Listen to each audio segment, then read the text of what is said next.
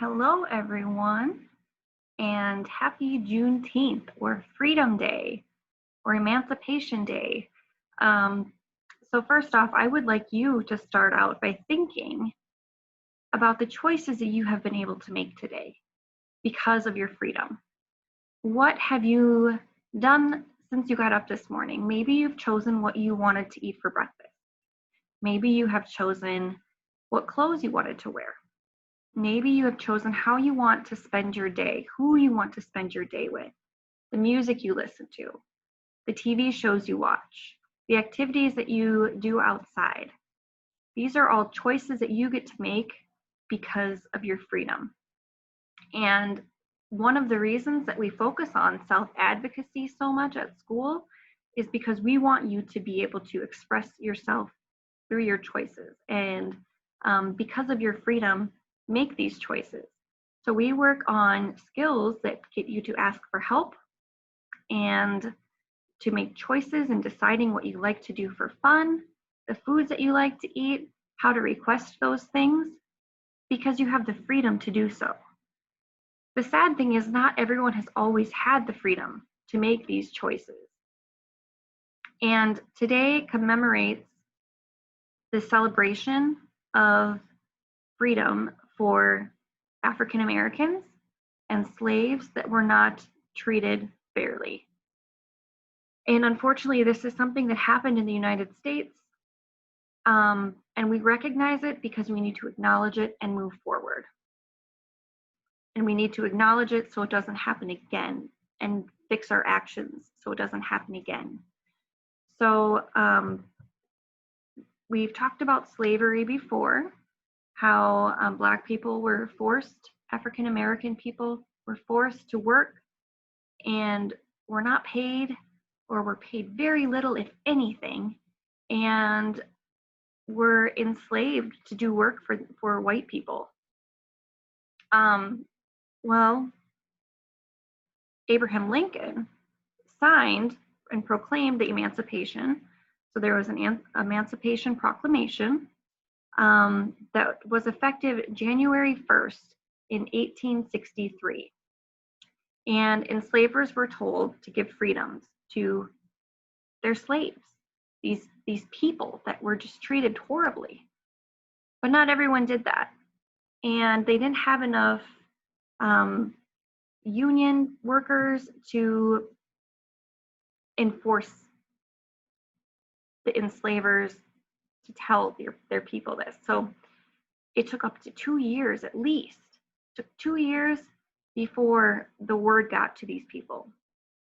And on Juneteenth, 2 years later, 250,000 slaves were made aware that they were free. So this is a celebration of their freedom, and we need to celebrate that today by continuing to make choices for ourselves, to treat people fairly, to honor the choices that other people make, and to respect them as people.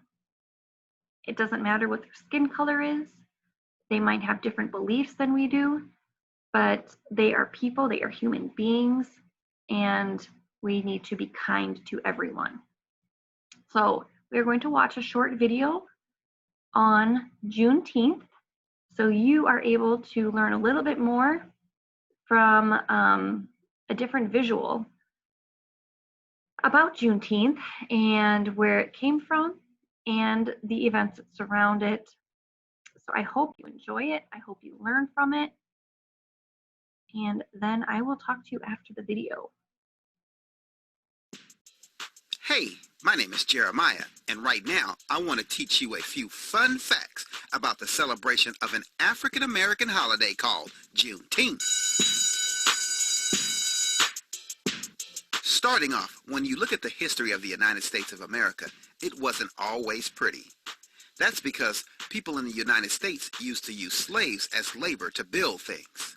But that is where the celebration of Juneteenth comes into play, because it celebrates the end of slavery with the Emancipation Proclamation being signed by President Abraham Lincoln on January 1st in 1863.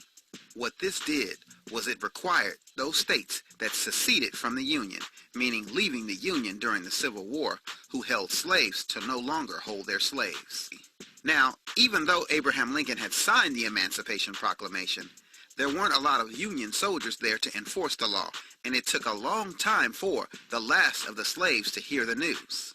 Eventually the news got there, and that is why back on June 19th in 1865, the Union soldiers, led by Major General Gordon Granger, landed at Galveston, Texas, where the news hit that they had been freed. After hearing the news, Juneteenth began to be celebrated in many different ways, from rodeos to fishing, barbecuing, baseball, dancing, music, and more. Another crazy thing about slavery back in the day was they didn't allow slaves to dress up and wear nice clothes.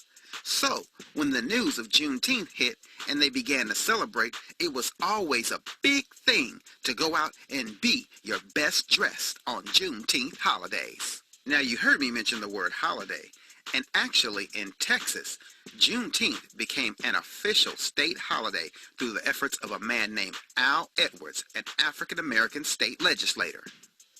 Another interesting fact about Juneteenth is it is said that in Texas, when General Granger arrived, Texas still had over 250,000 slaves who had not heard the news that they had been freed. So I guarantee when they heard, it was a big party that day. Well, that is all from me here on Welcome to Fresburg with this Juneteenth cartoon.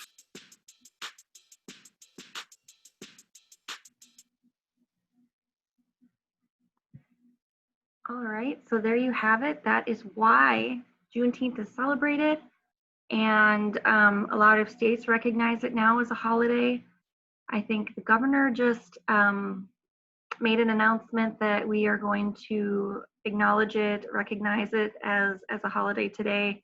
Maybe not a state holiday, but it definitely is one that needs more attention that I feel like hasn't gotten a lot of attention. And so I would like you to fully embrace your freedom today, be kind to one another, and think about all the choices that you get to make because of freedom. All right, I will see you next time.